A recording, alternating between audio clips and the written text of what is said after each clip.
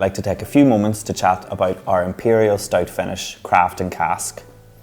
We're a young distillery and we opened in November 2020. However, other businesses around us have been going for much longer, and one of them is Whitewater Brewery. They're based in Castlewellan and have been producing ale, stout and beer since the mid-90s, and it was an obvious choice for us when looking for a brewery to partner with.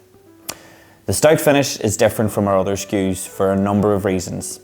First of all, it's the first collaboration we've done with a different alcohol distilling industry. So stout finishes would have began a couple of years ago by a few other companies, and we've tried to elevate the profile. What we do is take our small batch whiskey, empty it out of our barrels, and then send it off to Whitewater.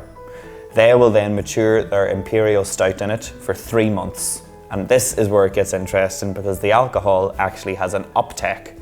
During maturation, we usually see alcohol decrease. For example, we'll put our spirit into the barrel at about 63%, and by the time we take it out, it's sitting in the mid-50s. Whitewater put their spirit, or their beer base into it rather, at about 8%, and it then comes out at 9%. It's like a Guinness on steroids. A really strong, punchy, chocolatey malt, and it's absolutely delicious, so much so they only serve it in a half pint. After those 3 months, we take the barrel back and mature our spirit in it for a further 11 months.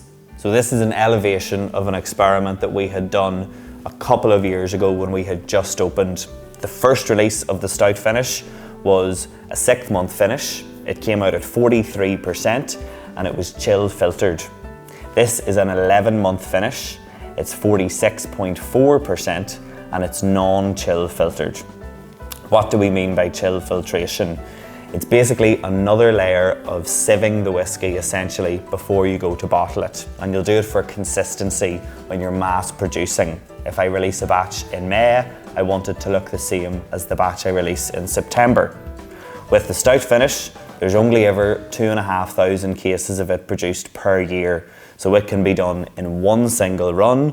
We can bottle it at 46.4 and we don't worry about chill filtration.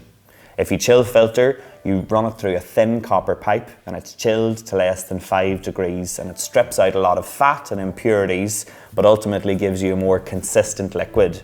We don't really want that for this. We're happy with a slight variation or difference in the liquid because it's the true character of the barrel coming through.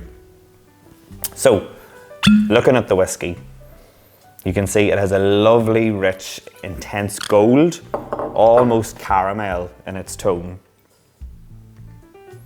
It's a young liquid, less than 5 years old. We take 4-year-old ex-bourbon whiskey and then mature it for 11 months, so it's just about 5 years.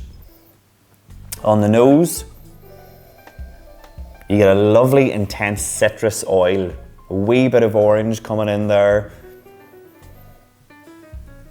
and then it starts to move its way into more of a mocha profile, so a sweet coffee with a little bit of salted caramel. Tasting wise, again, we're trying to taste the liquid, not drink the liquid. So it's about hitting the tip of your tongue, letting it wash back and taking a nice breath of air. Sláinte.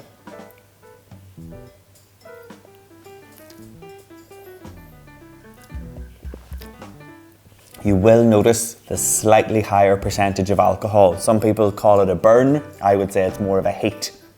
Nice bit of warmth at the top of your palate.